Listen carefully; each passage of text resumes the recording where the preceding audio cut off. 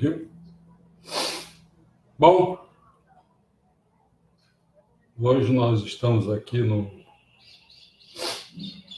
nosso... É o terceiro encontro, né? Mas em termos de 00 foi a biotecnologia e a tecnologia da informação. O 0.1 nós falamos sobre as 3 pequenas calamidades humanas. E hoje nós vamos falar, então, sobre o rumo à imortalidade, felicidade, divindade. E nós vamos, neste item, né, nós vamos falar sobre 3 pontos. Os últimos dias da morte, o direito à felicidade e os deuses do planeta Terra. Mas, como de costume, vamos iniciar com uma introdução. Meus amigos, fomes, pestes e guerras provavelmente continuarão a reivindicar milhões de vítimas nas próximas décadas.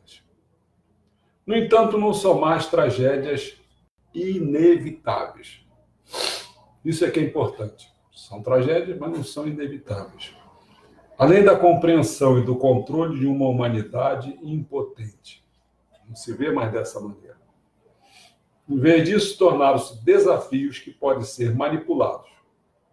Isso não ameniza o sofrimento de milhões de seres humanos assolados pela pobreza, dos milhões que sucumbem todo ano à malária, por exemplo, à AIDS, à tuberculose, ou dos milhões enredados nas armadilhas de violentos círculos viciosos na Síria, no Congo, no Afeganistão. Mesmo que exista isso, mas a gente ainda afirma, são tragédias evitáveis. A mensagem não é de que fome, as pestes e a guerra desapareceram completamente da face da Terra, nem que devíamos parar de nos preocupar com ela. Não é isso que nós estamos falando. É exatamente o contrário. Como a história fazia com que fossem percebidas como insolúveis, não estava em questão tentar acabar com esses problemas. As pessoas rezavam a Deus em busca de milagres, mas não tentavam elas mesmas exterminar a fome, as pestes e a guerra. Só entregava o problema a Deus, mas ficava recostado completamente, roncando. Ou os que alegam que o mundo em 2016 é tão faminto, doente e violento quanto foi em 1916, perpetua essa visão derrotista e antiquada. Eles pressupõem que todos os esforços empreendidos pelo homem durante o século XX de nada valeram e que a pesquisa que andaram fazendo não valeu nada. Porém, ao reconhecer nossas conquistas no passado, estamos enviando uma mensagem de esperança e responsabilidade que nos incentiva a mobilizar esforços ainda maiores no futuro. Tendo em vista nossas realizações no século XX, se o sofrimento com a fome, as pestes e a guerra perdurar, não será possível atribuir nenhuma culpa a Deus, à natureza, outra coisa qualquer, que é uma tragédia evitável. Somos dotados da capacidade de fazer as coisas melhorarem e de reduzir ainda mais a incidência do sofrimento.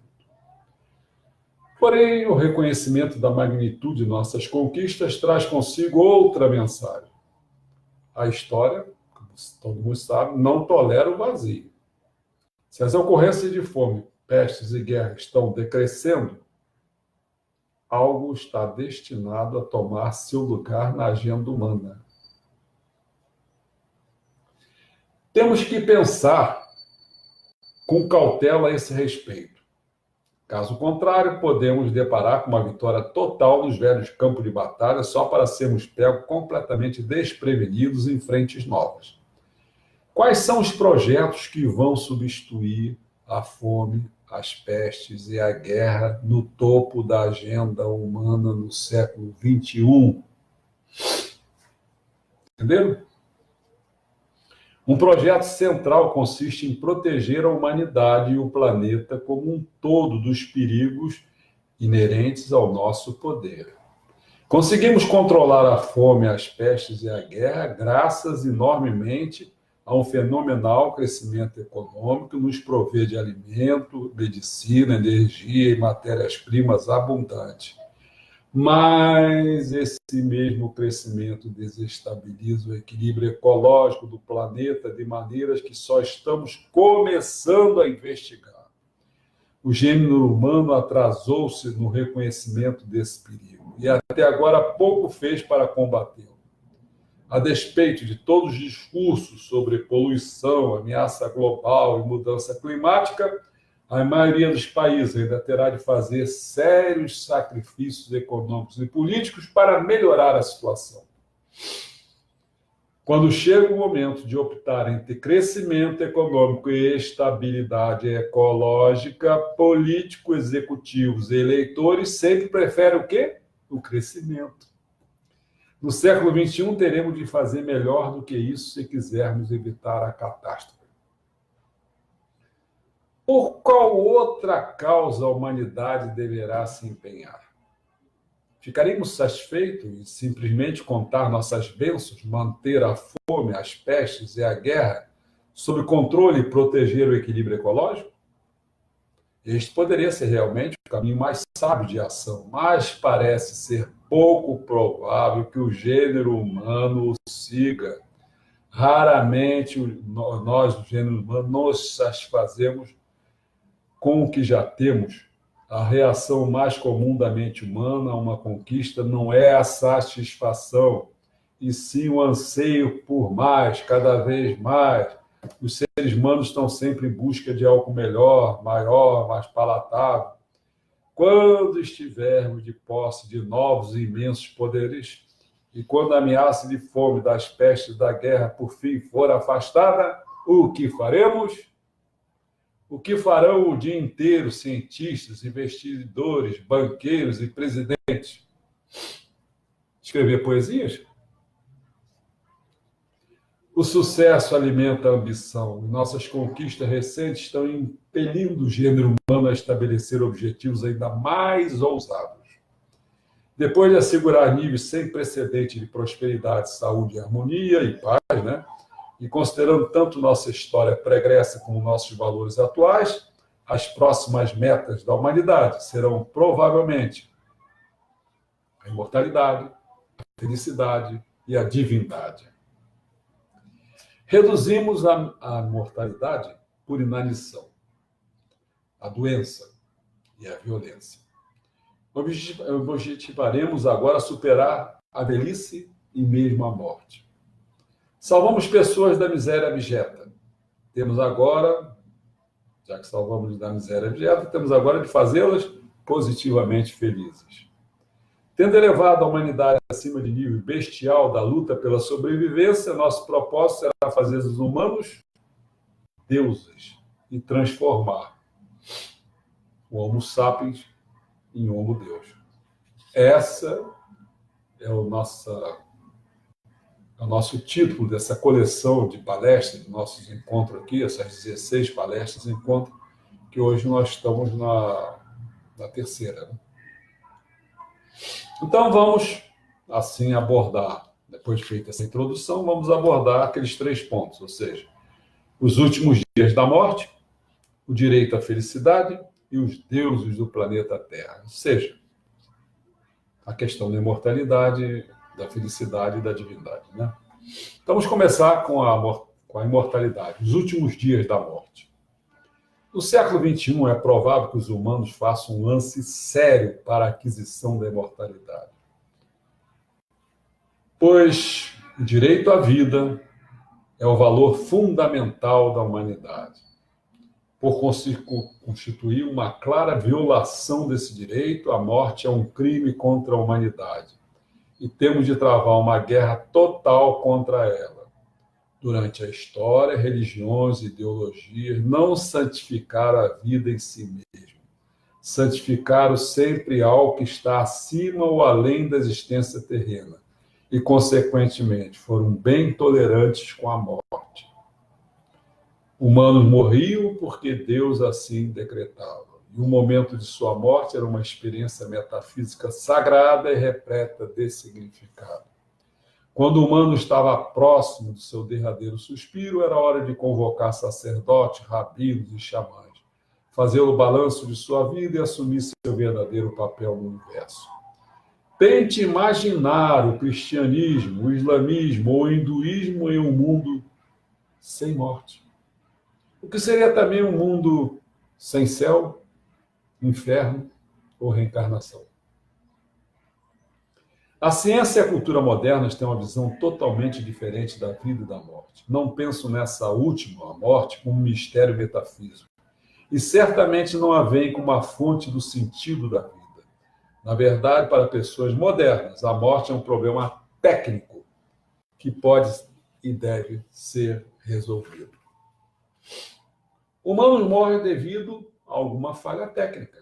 O coração para de bombear sangue, a artéria principal entope com depósito de gordura, células cancerosas espalham-se no fígado, germes multiplicam-se nos pulmões.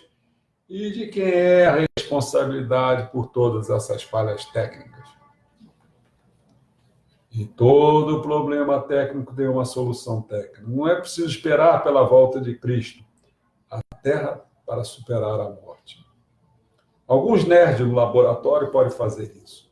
Se a morte era tradicionalmente a especialidade de sacerdotes e teólogos, hoje são engenheiros que estão assumindo o caso. As células cancerosas podem ser mortas por meio de quimioterapia ou por nanorobôs.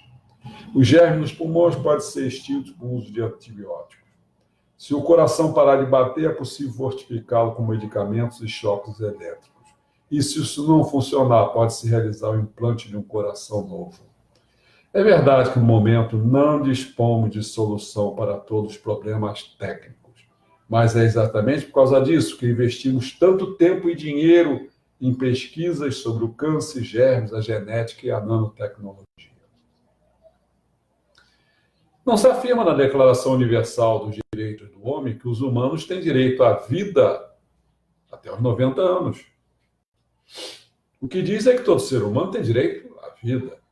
Esse direito não é limitado por uma data de vencimento. Será que teríamos um começo melhor se adotássemos metas mais modestas, como duplicar a expectativa de vida? No século XX, quase a duplicamos. A expectativa de vida passou, sabe de quanto no século XX? De 40 anos para 70 anos. Assim, no século XXI, poderemos ao menos tornar possível uma nova duplicação e chegar aos 150. Embora esteja muito aquém da imortalidade, essa conquista iria revolucionar a sociedade humana. Vocês sabem que o Samba pregou a idade mínima de 120 anos. Hoje mesmo eu coloquei uma coisa aí de propósito, mostrando que morreu, faleceu. Geralmente é tudo lá do Japão, gente que vive muito. Lá no Japão, você viu, o cara faleceu com, acho que foram 112 ou 16 anos. Era o homem mais velho. Homem mais velho. Tem mulher mais velha. No Japão também. Ou não, na França. Na França, se não me engano, a mulher mais velha do mundo está com 122 anos. Passa o que o Mestama falou. Agora, esse homem em particular estava na cadeira de roda, mas estava lúcido e se interessava por luta de sumô, lia jornal, tal. Mas a gente olha para ele, para a fisionomia dele, é uma fisionomia de uma pessoa assim, muito velha, acabada.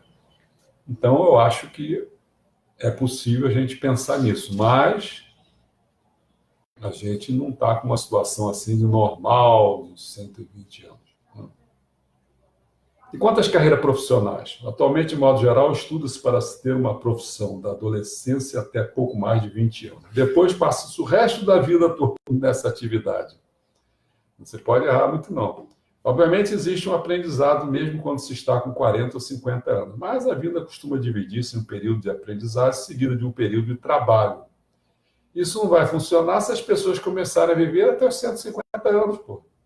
Sobretudo em um mundo constantemente sacudido por novas tecnologias. As carreiras serão muito mais longas e será preciso se reinventar de novo, mesmo aos 90 anos. Você pensa na esfera política. O resultado poderia ser ainda mais sinistro. Você gostaria de ver Vladimir Putin circulando por aí por mais de 90 anos? Pensando melhor, se as pessoas vivessem até os 150 anos, Stalin ainda estaria em Moscou em 2016, governando firme e forte aos 138 anos. O presidente Mao estaria na meia-idade com 123. A princesa Elizabeth estaria esperando sentada para herdar o trono de um Jorge VI com 121 anos.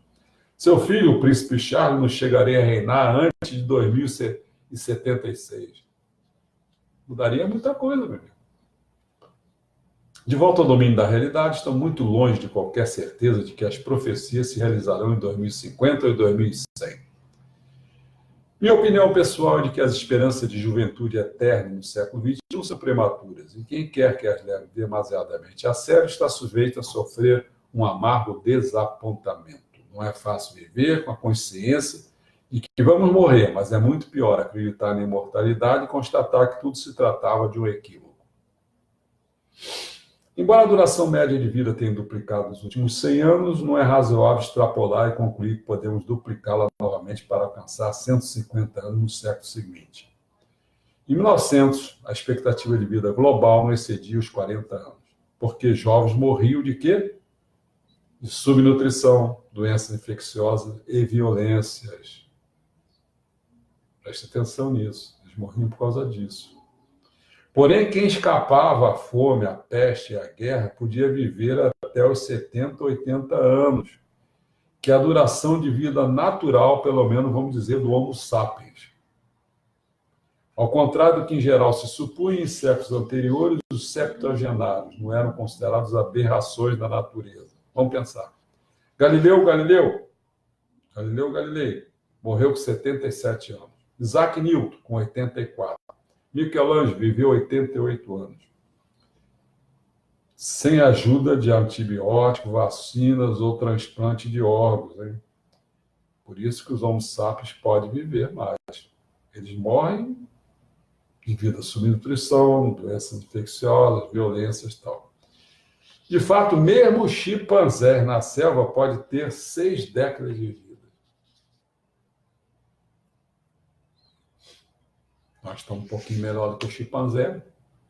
Na verdade, até o presente, a medicina não prolongou um tempo. Olha só, na verdade, até o presente, a medicina não prolongou o tempo de vida natural do ser humano em um ano sequer. Sua grande conquista foi nos salvar da morte prematura e permitir que usufruamos da plenitude da existência.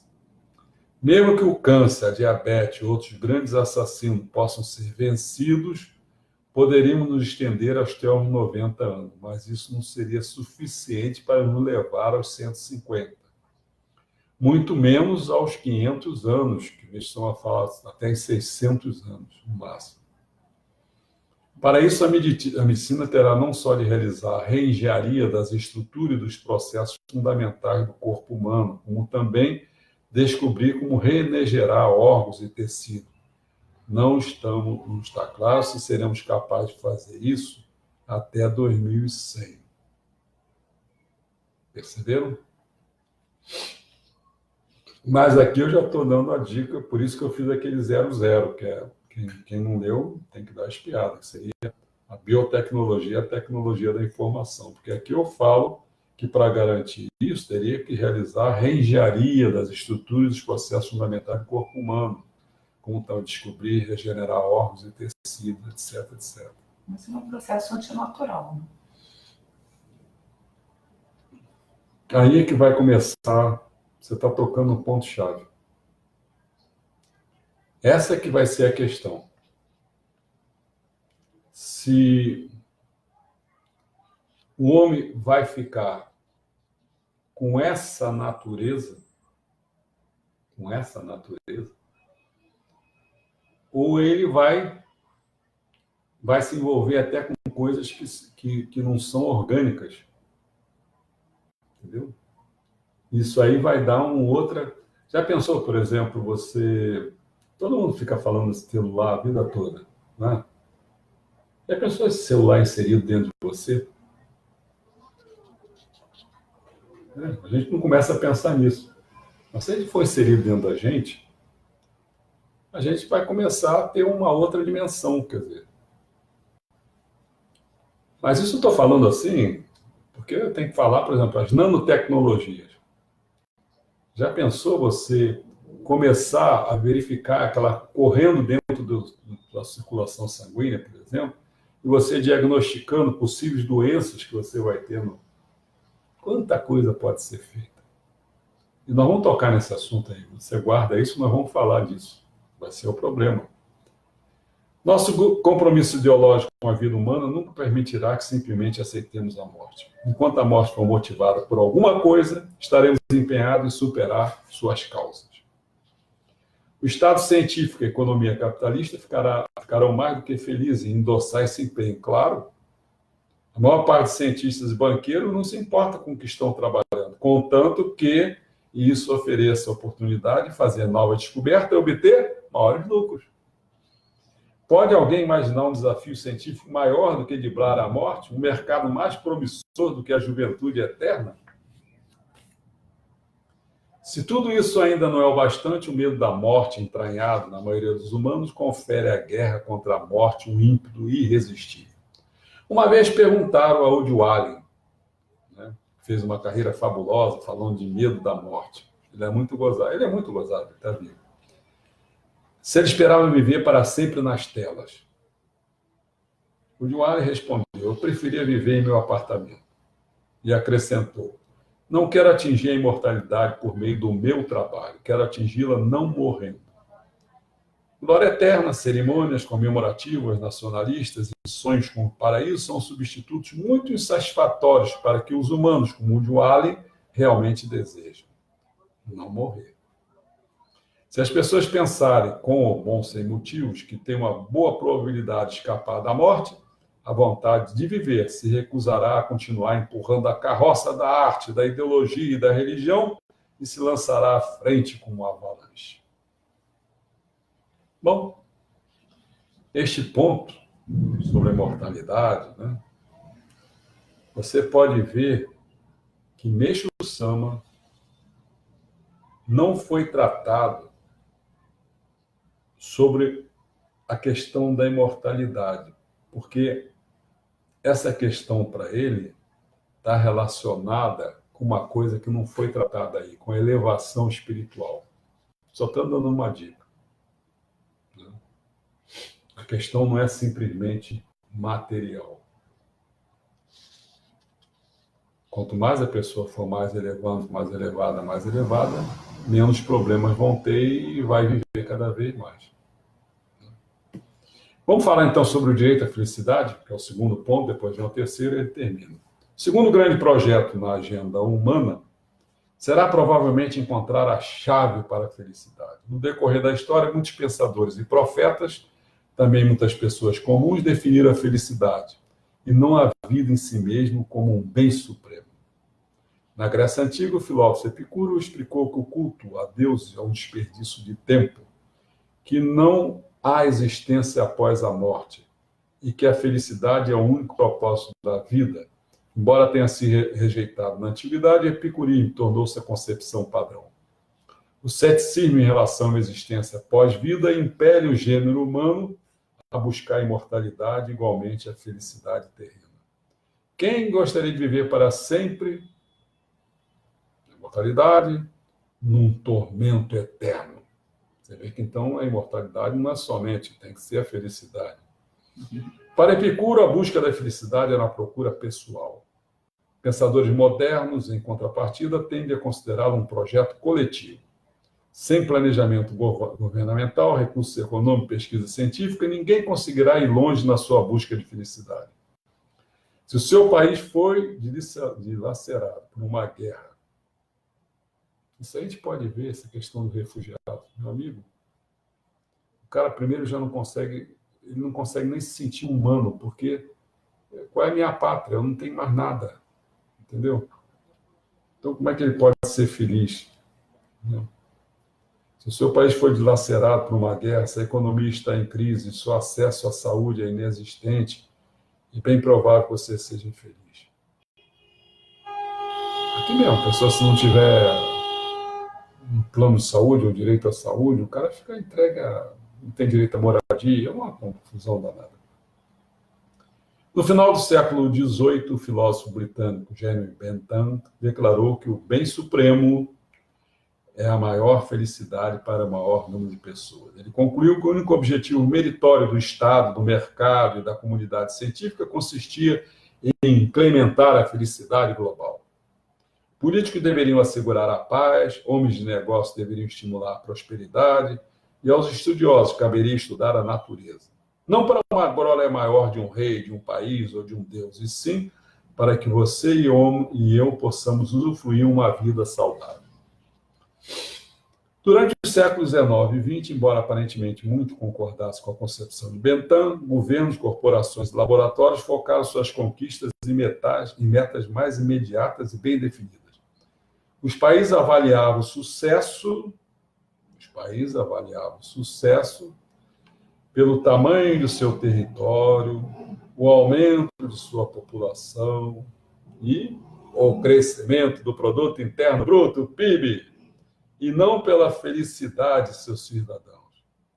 Nações industrializadas como Alemanha, França e Japão estabeleceram sistemas gigantescos de educação, saúde e bem-estar social, todos com o objetivo de fortalecer a nação, em vez de assegurar o bem-estar individual.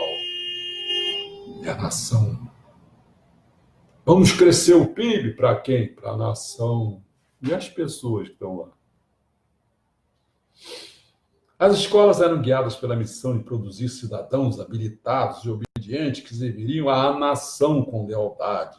Aos 18 anos, os jovens tinham não só de ser patriotas, como também letrados, para que pudessem ler a ordem do dia do brigadeiro e preparar os planos para a batalha do dia seguinte.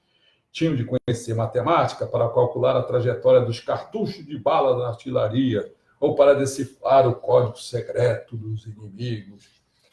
Precisavam dominar razoavelmente eletricidade, mecânica e medicina para estarem aptos a operar equipamentos, dirigir tanques e cuidar de companheiros feridos. Quando deixavam o exército, esperavam que servisse à nação como funcionários, professores, engenheiros, construindo uma economia moderna e pagando muitos impostos. Oh, que beleza! O mesmo se aplicava ao sistema de saúde. No final do século XIX, países como França, Alemanha e Japão começaram a oferecer assistência médica para as massas. Financiava a vacinação de bebês, dietas balanceadas para crianças, educação física para adolescentes, drenar o pântano dos fétidos, exterminar o mosquito e construir os sistemas centralizados de esgoto. O objetivo, meu amigo, não era fazer o povo feliz, mas tornar a nação mais forte. O país precisava de soldados e trabalhadores e burocratas que chegassem aos escritórios pontualmente às 8 da manhã e não de pessoas doentes e acamadas. Até mesmo o sistema de bem-estar foi planejado originalmente tendo em vista o interesse da nação e não dos indivíduos necessitados. Otto von Bismarck, pioneiro na instituição de pensões do Estado e Seguridade Social na Alemanha do fim do século XIX, tinha como objetivo principal garantir a lealdade dos cidadãos e não incrementar seu bem-estar. Lutava-se pelo país aos 18 anos, pagava-se imposto aos 40, porque as pessoas contavam que o Estado cuidasse delas quando estivesse com 70. Mas nas últimas décadas a situação mudou e a visão de Bentham tem sido levada mais a sério. Cada vez mais se acredita que os imensos sistemas estabelecidos há mais de um século para fortalecer a nação deveriam efetivamente prover a felicidade e bem-estar aos cidadãos como indivíduos. Não estamos aqui para servir o Estado, ele é que deve nos servir. Paulo Guedes, abre o teu olho, hein, cara? Vê lá o que você quer fazer, hein? Esse negócio de liberalismo. Hein? Bolsonaro, olho nele. No século XX, talvez o principal parâmetro para... Porque, a razão, mercado. Ele está fazendo o que o mercado quer. Que bom. O mercado, sabe para quem é? É todo mundo cheio do dinheirinho. O maior problema do Brasil é a dívida pública interna, meu amigo. Externa. Qualquer porcaria, dívida pública, a pior coisa do mundo. É para lá que você vai administrar? Vai tirar cada vez mais da gente para dar para eles? É isso? Que beleza! Que beleza. Bolsonaro, não votei para você para fazer essa porcaria, não, cara. É claro que o pior que você faça não pode ser pior do que o PT. Bom, no século XX, talvez o principal parâmetro para avaliar o sucesso nacional fosse o PIB per capita. Desse ponto de vista, Singapura, onde cada cidadão produz, em média, por ano, bens no valor de 56 mil, é considerado um país mais bem-sucedido que a Costa Rica, cujos cidadãos produzem, em média, apenas 14 mil por ano. Um quarto. Porém, atualmente, pensadores e até economistas defendem suplementar ou mesmo substituir o PIB pelo FIB, Felicidade Interna Bruta. Afinal, o que as pessoas querem? Elas não querem produzir, elas querem ser felizes. A produção é importante porque provê a base material para a felicidade, mas ela constitui apenas os meios e não o fim. Se o PIB brasileiro chegar a 200 trilhões, foda-se. Se o povo não tiver aproveitando nada disso. Entendeu? Então, os ricos vão cada vez ficar mais ricos.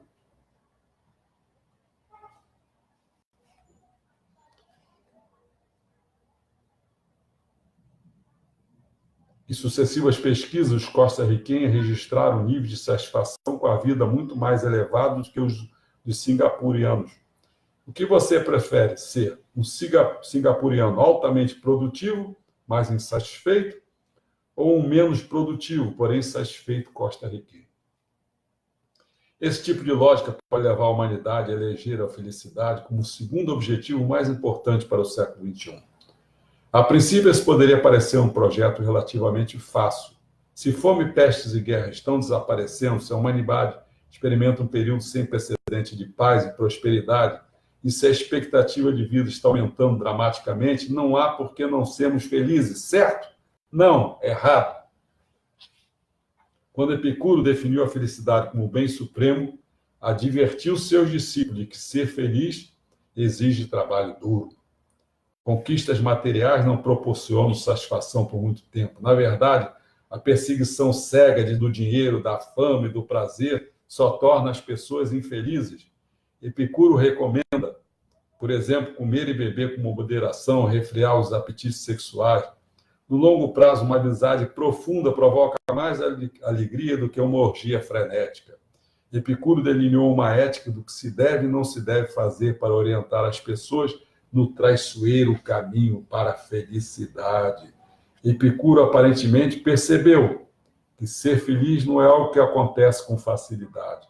A despeito de nossas conquistas sem precedentes nas últimas décadas, está longe de ser óbvio que os contemporâneos estejam significativamente mais satisfeitos do que os seus ancestrais. Com efeito, como sinal nefasto, apesar de mais prosperidade, conforto e segurança, a taxa de suicídio no mundo desenvolvido é muito mais elevada do que nas sociedades tradicionais. O teto de vida da felicidade é mantido no lugar por dois pilares sólidos, um psicológico e outro biológico. No nível psicológico, a felicidade depende mais de expectativa do que de condições objetivas. Não ficamos satisfeitos com uma existência pacífica e próspera. Em vez disso, nosso contentamento resulta da realidade corresponder às nossas expectativas. A má notícia é que, à medida que as condições melhoram, nossas expectativas elas inflam. Melhoras dramáticas nas condições como as que a humanidade vem experimentando em décadas recentes se traduzem em expectativas maiores e não mais em contentamento. Se não fizermos alguma coisa quanto a isso, ficaremos insatisfeitos também com as nossas conquistas futuras. A gente tem que dar jeito na gente mesmo. No nível biológico, tanto nossas expectativas como nossa felicidade são determinadas mais pela bioquímica do que pela situação econômica, social ou política. Segundo Epicuro, ficamos felizes quando desfrutamos de sensações agradáveis e nos sentimos livres das desagradáveis. Jeremy Bentham, de modo semelhante, sustentava que a natureza deu o domínio sobre o homem a dois senhores, o prazer e a dor. E eles sozinhos determinam tudo o que fazemos, dizemos e pensamos. O sucessor de Bentham, John Stuart Mill, explicou que a felicidade nada é senão o prazer e a libertação da dor. E que, para além de um e de outro, não há nem o bem nem o mal. Aquele que busca deduzir o bem e o mal de algo diferente, como a palavra de Deus ou interesse nacional, estará tentando enganá-lo, e talvez enganando a si mesmo.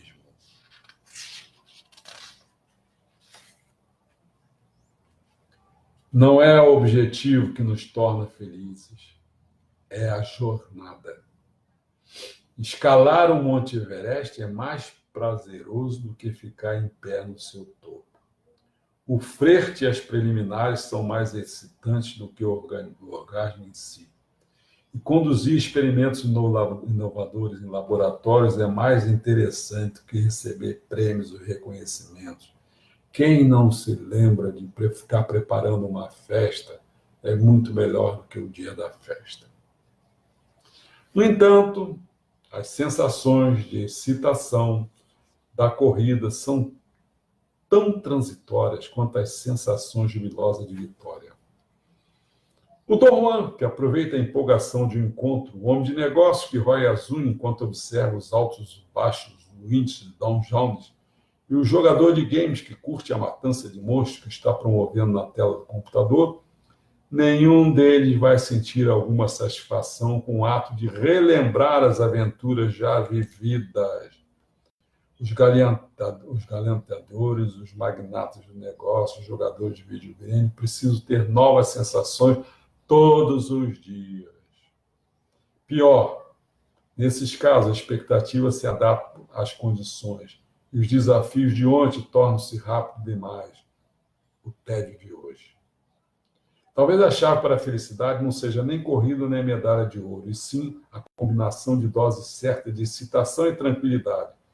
Mas a maioria das pessoas tende a saltar toda a distância que vai do estresse ao tédio e, ao fim, segue descontente com um e com o outro. Se a ciência está certa e nossa felicidade é determinada por nosso sistema bioquímico, então a única maneira de assegurar um contentamento duradouro é equipar esse sistema. Esqueça o crescimento econômico, as reformas sociais, as revoluções políticas. Para elevar os níveis globais de felicidade, precisamos manipular a bioquímica humana. E é exatamente isso que começamos a fazer durante as últimas décadas. 50 anos atrás, as drogas psiquiátricas carregavam em seu bojo um grave estigma. Hoje, esse estigma foi quebrado. Para o bem ou para o mal, uma porcentagem crescente da população toma remédios psiquiátricos regularmente, não apenas para curar as doenças mentais debilitantes, mas também para enfrentar depressões mais corriqueiras e melancolias ocasionais. Por exemplo, um número crescente de crianças em idade escolar toma estimulantes como a Ritalina. Mas há um ponto com que todos sempre concordaram: para poder melhorar a educação, era preciso melhorar as escolas. Hoje, pela primeira vez na história, algumas pessoas pensam que seria mais eficaz mudar a bioquímica dos alunos. Com os exércitos acontece o mesmo. 12% dos soldados americanos no Iraque, 17% dos americanos no Afeganistão tomavam ou pílulas para dormir ou antidepressivos com recurso para lidar com a pressão e a angústia provocada pela guerra. Estamos longe da certeza de que a humanidade deve investir tanto esforço na busca bioquímica da felicidade. Estamos longe. Haverá quem diga simplesmente que a felicidade não tem importância e que o engano considerar que a satisfação individual é a meta mais elevada da sociedade. Outros talvez concordem com a máxima de que a felicidade é realmente o bem supremo, mas vão discutir a definição biológica da felicidade como o ato de desfrutar sensações prazerosas. Eu, quando estudava um filósofo pessimista, esqueci o nome dele, ele dizia assim: se querer é sofrer, então a vida é um eterno sofrimento. Há cerca de 2.300, Epicuro advertiu seus discípulos de que a busca sem moderação do prazer provavelmente os faria infelizes, não o contrário. Alguns séculos antes, Buda fez uma declaração ainda mais radical ao ensinar que a busca de sensações prazerosas é, com efeito, a verdadeira raiz do sofrimento. Essas sensações são apenas vibrações efêmeras e inexpressivas. Mesmo quando experimentamos, não reagimos a elas com contentamento. Em vez disso, ansiamos por mais. Não importa, portanto, quantas sensações de bem-aventurança ou excitação alguém possa experimentar. Elas sempre serão insuficientes. Mais 2 parágrafos e a gente termina esse segundo ponto e vamos entrar no terceiro. Atualmente, a humanidade tem muito mais interesse na solução bioquímica. Não importa o que diz os monges de suas cavernas no Himalaia ou os filósofos de suas torres de marfim, para o rolo compressor capitalista, felicidade é prazer. Ponto. Cada ano que passa diminui nossa tolerância em relação às sensações que não oferecem prazer e aumenta nossa ânsia por sensações que o provocam. Tanto a pesquisa científica como a atividade econômica estão engrenadas para atingir esse fim. Cada ano se produz analgésicos mais viciantes para nossos mais potentes, novos sabores de sorvete, colchões mais confortáveis, mais jogos viciantes para nossos smartphones, a fim de que não tenhamos um só momento de tédio enquanto esperamos o ônibus. E tudo isso não será suficiente, é claro. Como a evolução não adaptou o Homo sapiens a experimentar um prazer constante, e se isso que, mesmo assim, a humanidade deseja sorvete, smartphone, não vão fornecer o prazer procurado. Será necessário mudar nossa bioquímica e fazer reengenharia de nosso corpo e mente. Estamos trabalhando nisso, pode-se discutir se isso é bom ou ruim, mas parece que o segundo grande projeto do século XXI, assegurar a felicidade total, vai envolver a reengenharia do Homo sapiens para que possa usufruir de um prazer perpétuo. Esse ponto foi tratado, não considerado, que o Meixo Sama fala sobre o que é a felicidade. O que ele fala? É a regra de ouro. Quer ser feliz, faça um outro feliz. Nada disso aqui foi falado. E o pessoal quer mexer no próprio corpo. Entendeu? Bom, vamos entrar no terceiro ponto, os deuses do planeta Terra.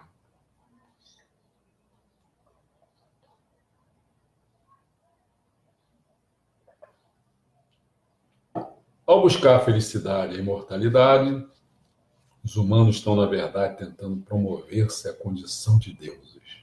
Quer ser imortal? Quer ser feliz?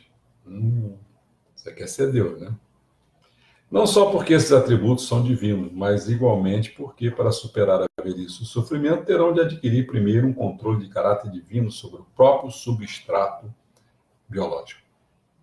Se algum dia detivermos o poder de excluir a morte e a dor do nosso sistema, esse poder provavelmente será suficiente para estruturar o nosso sistema do jeito que quisermos e para manipular nossos órgãos, emoções e inteligência de várias maneiras. Seria possível adquirir a força de Hércules, a sensualidade de Afrodite, a sabedoria de Atena ou a loucura de Dionísio, se esse fosse o seu desejo. Até agora, aumentar o poder do homem consistiu principalmente em aprimorar suas ferramentas externas. No futuro, aí vem o caso, olha só.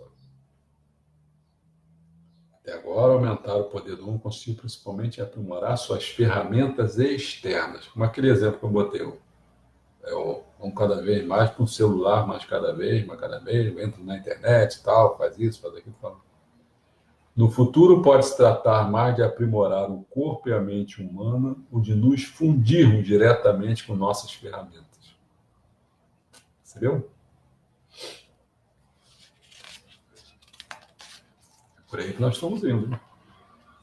A elevação dos humanos à condição de deuses pode seguir qualquer um dentre esses três caminhos. Você vai pela engenharia biológica, você vai pela engenharia cibernética, ou então pela engenharia de seres não orgânicos. Essa é a questão. Robôs? Não é? A engenharia biológica começa com a noção de que estamos longe de constatar todo o potencial dos corpos orgânicos. Durante 4 bilhões de anos, a seleção natural vem fazendo ajustes e correções nesses corpos, de modo que passamos de amebas a répteis, a mamíferos e a sapiens. Contudo, não há motivo para pensar que sapiens seja o último estágio. Quem falou isso? Mudanças relativamente pequenas em genes, hormônios e neurônios foram suficientes para transformar o Homo erectus, que não conseguiu produzir algo mais impressionante do que facas feitas de lasca de pedras, em Homo sapiens, que produz o quê? Espaçonaves e computadores. O que resultaria de mais algumas pequenas mudanças em nosso DNA, no sistema hormonal ou na estrutura do cérebro. A bioengenharia não vai ficar esperando pacientemente a seleção natural realizar sua mágica. Foi durante 4 bilhões de anos. Agora nós estamos com mais controle sobre isso. Bioengenheiros vão pegar o velho corpo dos sapiens e reescrever intencionalmente seu código genético. Nós já estamos mexendo nele, cara. Já se pensa em você refazer novos órgãos com isso?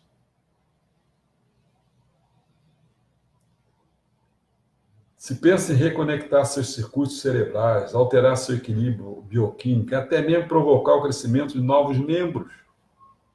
Disso resultarão novas entidades divinas que poderão ser tão diferentes de nós, sapiens, quanto somos diferentes do Homo erectus. Claro, sobre a engenharia biológica.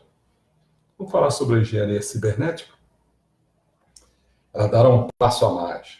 Ao fundir o corpo orgânico com dispositivos não orgânicos, como mão biônica, por exemplo, olhos artificiais, ou milhões de nanorobôs que navegarão na corrente sanguínea com um propósito de diagnosticar doença e corrigir danos. Um ciborgue poderia dispor de capacidade muito além daquelas comuns a qualquer corpo orgânico. Por exemplo, para funcionar, todas as partes de um corpo orgânico têm que estar de contato direto umas com as outras. Se o cérebro de um elefante está na Índia, seus olhos e orelhas na China e suas patas na Austrália, provavelmente se trata de um animal morto. E mesmo que algum misterioso sentido esteja vivo, não poderá ver, ouvir ou andar. Porém, um ciborgue, em contrapartida, poderia existir em vários lugares ao mesmo tempo. Uma médica ciborgue poderia realizar cirurgia de emergência em Tóquio, em Chicago, numa estação espacial em Marte, sem jamais sair do seu consultório em Estocolmo. Ela precisaria apenas de uma conexão rápida da internet e alguns pares de olhos e mãos biônicos.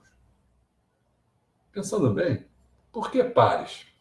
Por que não quartetos? De fato, mesmo estes são na realidade supérfluos, porque uma médica ciborgue deveria ter um bisturi na mão, já que poderia conectar sua mente diretamente ao instrumento. Isso pode soar como ficção científica, mas já é realidade.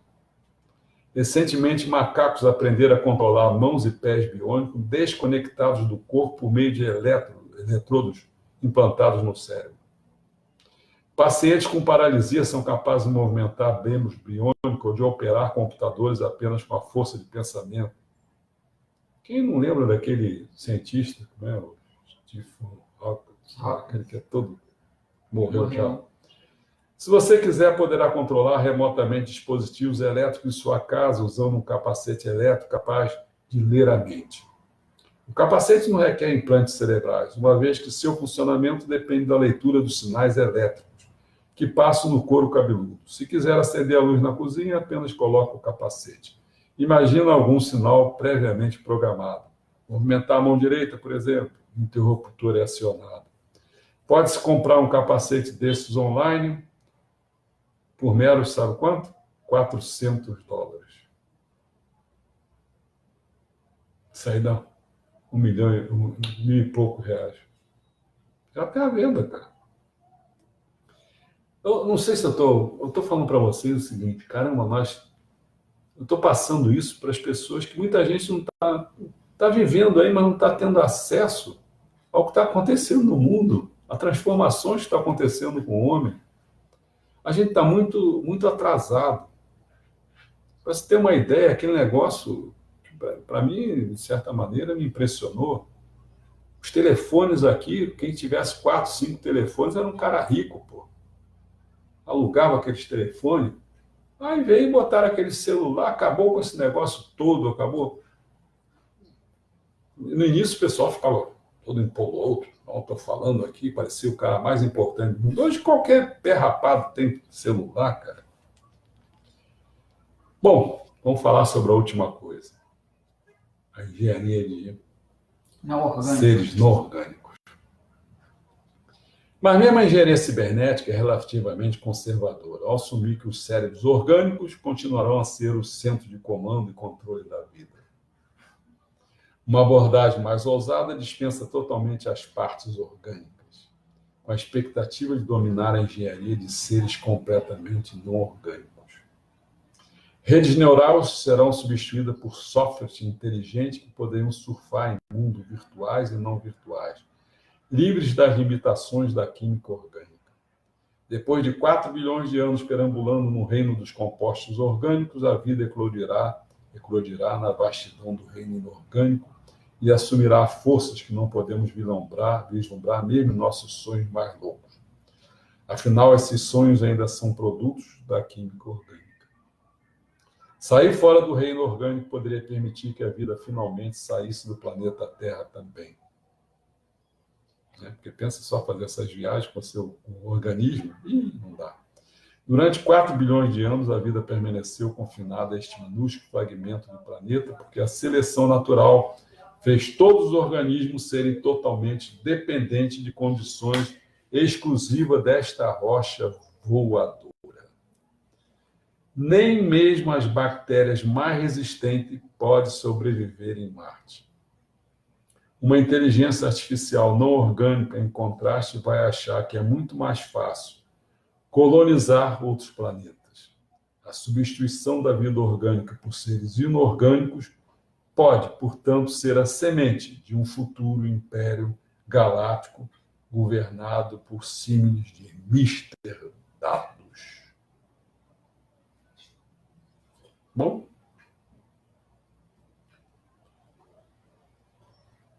aí já dá uma ideiazinha, né, da situação em que nós estamos envolvidos. Isso nós estamos falando sobre que na próxima vez, próximo encontro, nós vamos acabar com a parte 0, que é a nova agenda humana. Nós tratamos as 3 pequenas calamidades humanas, depois hoje foi rumo à imortalidade, felicidade e divindade, e nós vamos entrar então em problemas e estudo. Vai tratar da preocupação com o progresso, o paradoxo do conhecimento e as 3 partes deste ciclo de palestras, que é o homem conquista o mundo, dá significado ao mundo e agora está com problema. Bom, como sempre, fico aberto a perguntas.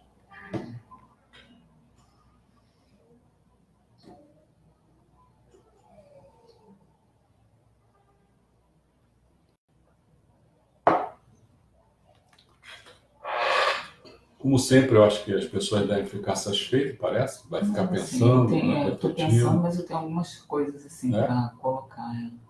Assim, quando eu era bem pequeno, passava um desenho animado aqui que eu gostava de ver. Eram dois desenhos que eu gostava de ver. Uns Flintstones, que era da Idade da Pedra, né? Então a gente ficava rindo no contexto assim de coisas que eles inventavam, por exemplo, o carro, tinha um carro, mas o carro ele tinha que mexer assim com o pé para o carro andar, não sei o quê.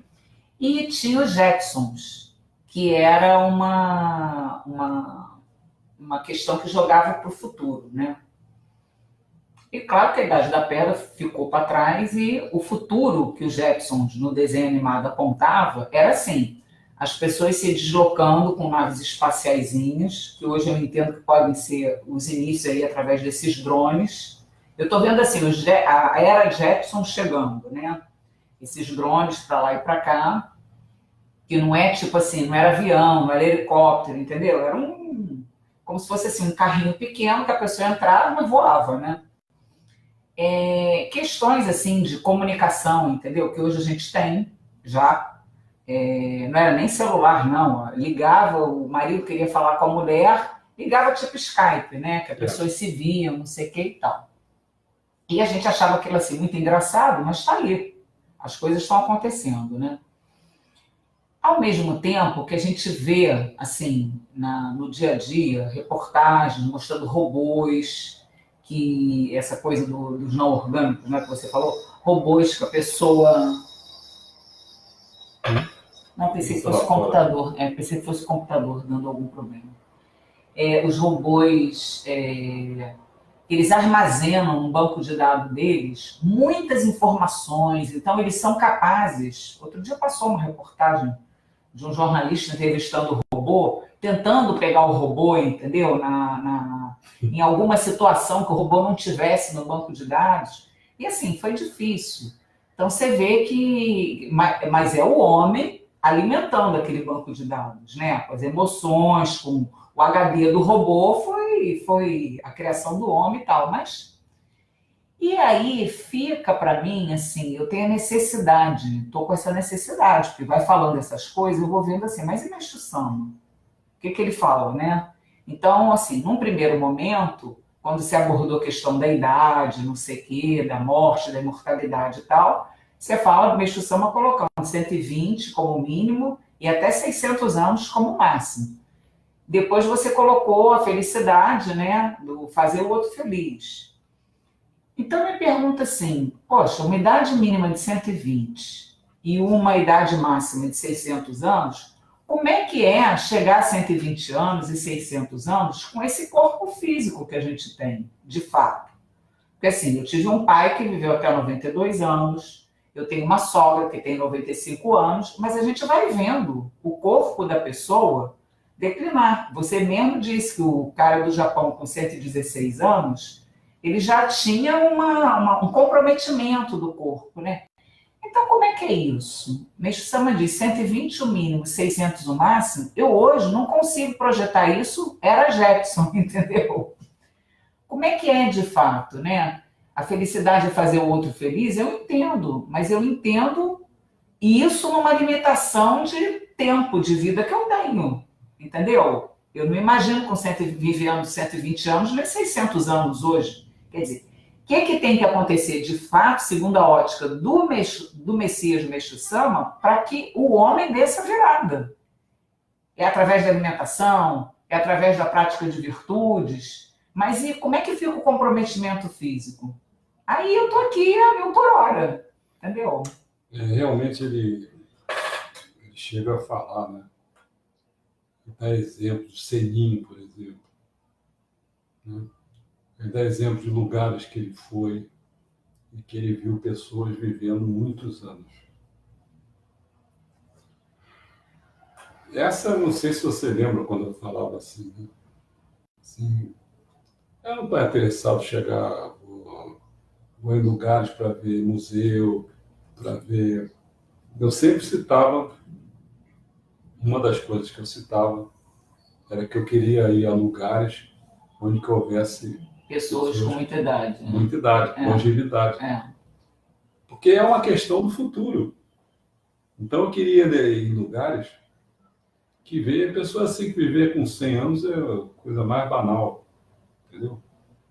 Eu sei, 100 anos é uma coisa mais banal, mas assim, você vê pessoas com essa longevidade, mas você vê pessoas com comprometimento físico. Então, para mim, é uma coisa assim que não bate. Eu não estou defendendo o inorgânico, entendeu? O fora do orgânico. Mas assim, eu não consigo vislumbrar um organismo hoje, desse que a gente conhece do homem, com essa capacidade de estar com 120 anos, de estar com 300 anos, de estar com 600 anos, com condicionamento bacana. Porque assim, também não vai viver esse tempo todo sem saúde, sem um bem-estar físico, entendeu? Você quer ver? Então, para mim, é muito difícil enxergar. Vamos pegar. Quais são os problemas que levam o homem a adoecer? Tem problemas variados, não precisa ser só adoecer. Vamos pegar a doença, né? São as máculas, que vai para as toxinas. São toda a parte que você vai da matéria para o espírito. São os fertilizantes químicos, são alimentação, remédios. Né?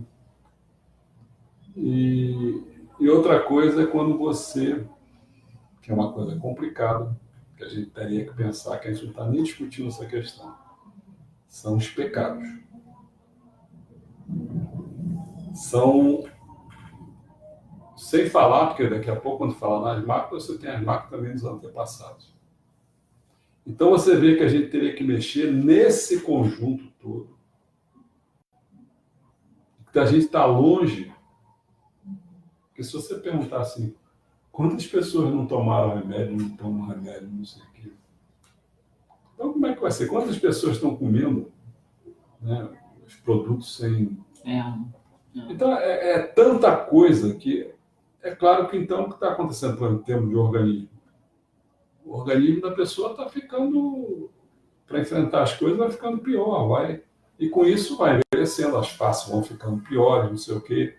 E formas dos pecados, forma de pensar, pensa errado.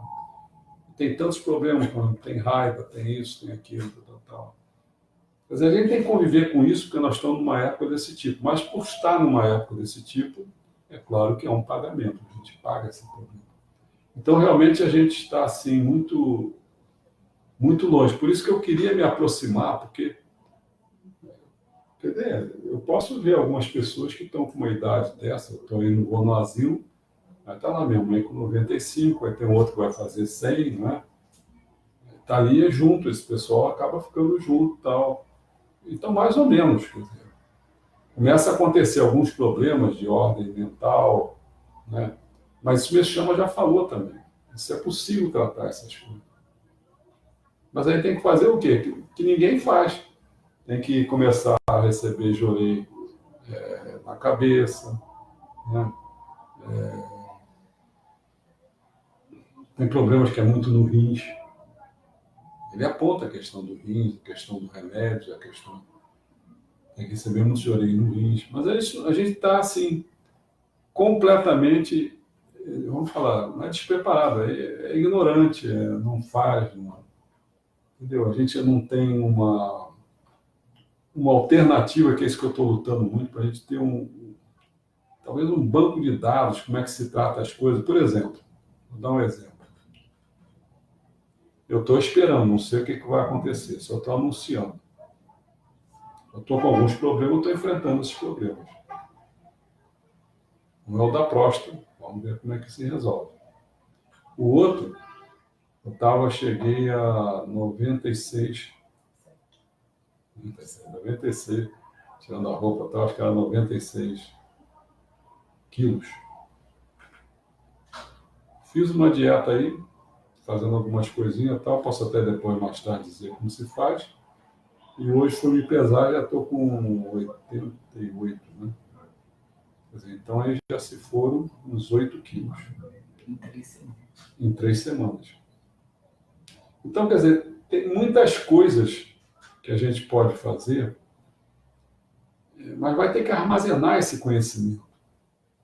Então, na linha da ciência espiritualista, nós vamos ter que fazer muita coisa, mas não se está fazendo, quer dizer. Pois é, isso é que é a questão. É, Não se faz na linha da ciência espiritualista, mas se faz na linha da ciência claro, porque ele tem materialista. dinheiro, pô. Porque ele tem dinheiro. E aí a gente está lascado. Não, E daqui a pouco é o que você falou, vão colocar um celular dentro da gente, exagerando, né? Daí ali está no controle, entendeu? É muito porque triste ali isso. tem lucro. É. Né? Não, ali tem lucro, não. Ali, quem puder pagar, né? Que pouca gente pode pagar, porque o povão mesmo está pelo INSS, pelo SUS, mal tem um médico para atender, para cuidar da saúde, que dirá da prevenção da saúde, então é para os ricos sempre a coisa. Então, está ótimo a gente começar a ver como é que a gente... Quer dizer, foi aquele Homo erectus, Homo neandertal, tal, foi deu o Homo sapiens. Não era só de fazer faquinha, de perna lascada. Né? Começou a vir assim. Esse homem dominou. Ele chegou até aqui. Aí o pessoal tem que pensar sobre ele. E está vendo as coisas, o desenvolvimento em termos da medicina, né? Da tecnologia, da computação, a biotecnologia. O pessoal está assistindo isso tudo, está vendo? O pessoal está anunciando, vai se resolver por isso, por aquilo. Aí você vê assim, qual é a saída para eles é só dentro da ciência materialista. É claro que eles estão agindo, vão continuar agindo. Uhum. O que vai dar isso em termo vai dar problema, não vai ser fácil. Porque tem que... O que me chamou? Você tem que fazer uma civilização materialista, na era da noite, que cresceu muito, mas você tem que acoplar com a ciência espiritualista que... nossa Senhora, eu já escrevi sobre revolução, segundo Meixo Sama, já escrevi na parte científica, assim, juntando mais com a física quântica, a física moderna, mais inteira. Quer dizer, a filosofia tal, a última, eu tenho filosofia messiânica, já fiz a Bíblia do século XXI.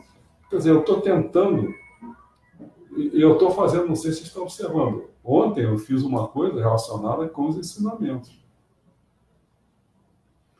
E eu estou preparando, como eu falei para as pessoas, eu estou preparando uma coisa que é a última, que eu vou falar sobre a Torroa, tal, o manual do líder que vive para Meixo Sama, para dar um fechado em relação a Kyoshi Sama. Mas depois eu vou entrar com o quê? Com Goku, esqueci esse nome assim, mas é coisas que são três volumes. Acredito que esses 3 volumes seriam talvez um daqueles ou 3 volumes daqueles dos 36 ou 40 originais. Então, eu vou começar a distribuir os originais de Meixo Sama. Outro que eu sei, que eu tenho certeza que são 4 volumes, que eu tenho também, é a questão do Myoshisho. Vou também fazer, quer dizer. Então, paralelamente, que eu estou mostrando para onde está caminhando essa civilização materialista, de vez em quando eu dou Lança alguma coisa de ensinamento. Mas eu quero fazer para mostrar às pessoas o outro lado. Por exemplo, quer ver um lado? Aí é citado que as pessoas... feitas não orgânicas, logo seja, você não precisa ficar preocupado simplesmente com esse corpo orgânico, não resiste, vamos dizer, grandes velocidades. Então, com isso, se você quiser partir para um outro planeta, com um tempo mais rápido, você não aguenta. Né? Porque você vê que já tem que fazer nessa velocidade que eles vão, já tem que fazer um problema sério para o organismo. Roupa especial, toda uma dieta, alimentação. Aí daqui a pouco vai Meixo Sama e fala. Diz que não há vida em outro planeta, que as coisas têm que ser concentradas, as coisas estão voltadas para a Terra. Então, aí a pessoa diz, peraí, para que essa busca toda, se a revelação está sendo indo para cá? Então, esses 2 lados que eu estou fazendo é para as pessoas poderem começar a se conscientizar e começar a tomar atitude, né? Por exemplo, todo mundo sabe que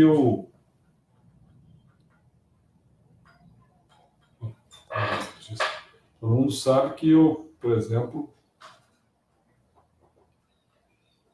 eu evito completamente remédios, essas coisas todas, porque eu quero fortalecer o meu organismo. Mas eles não estão preocupados com isso. Eles acham que você não pode viver com dor, você não pode, sei lá. Não, e a maioria das pessoas tem realmente o remédio, a medicina tradicional como norte. Eu hoje conversando com um vizinho, situação aqui de perto de casa, não sei o quê, falei que estava com problema de tireoide, que o normal da tireoide está entre 0,5 e 5, 0,3 e 5, a minha estava com 40, e que aí eu recebi muito, como sou messiânica, eu queria que o meu organismo tentasse reagir, se reequilibrar com jorei, que eu ministrei muito jorei, recebi muito jorei, 2 meses e pouco, num desafio grande que eu fiz e tal, e que eu consegui reequilibrar o meu organismo, que agora eu estou monitorando e tal. E assim, você espera ouvir, né, da pessoa uma reação assim, poxa, que bacana, né, uma reação mais positiva, porque até a gente está colocando a experiência para a pessoa ver a possibilidade de outros caminhos, né? E o que eu ouvi da pessoa foi exatamente assim, olha, mas você não descarta a possibilidade de você vir tomar um remédio, porque é um remédio que não tem contraindicação e vai trazer um bem-estar maior para você, no seu organismo, não sei o quê. Aí eu fiquei calada, não falei mais nada, entendeu? Só dizer o seguinte, o que o Luciano falou que é o remédio? Remédio é o pecado original. Quer dizer, Você enfraquece o organismo, né? Enfim. Bom, mas vamos que vamos. Lutando para que essa ciência espiritualista possa evoluir na mesma velocidade que a ciência materialista evoluiu na Era da Noite, para que a gente possa, assim, ter uma esperança de ver aquele paraíso que Meixo Sama descreveu o mais rápido possível implantado, né? Não sei nem se o senhor fala essa palavra assim. Não sei se você já reconhece qual é o meu esforço. E vocês devem notar o seguinte, que eu não tenho muitos adeptos na proporção que outros têm, falando coisinha. A mulher diz assim, para com isso. Não é que me enche o saco, cara. Pô, o cara podendo fazer coisas... Não está assim. Cada um no seu tempo, é o tempo de Deus, e a gente tem que ralar. Tem que aguardar o tempo certo e ir divulgando e fazendo o que a gente entende que é o correto. Vamos, comandante? Enfim, não tem nenhuma pergunta aqui. Permissão pessoas para que deram boa tarde, algumas, Divina Maria de Camargo, Cláudio de Souza, Manuel Ladino lá de Angola, que disse que em Angola já era noite. Fique com Deus, Meixo Sama, seus antepassados. Próxima vez, talvez seja sábado. Tá bom? Uma oração.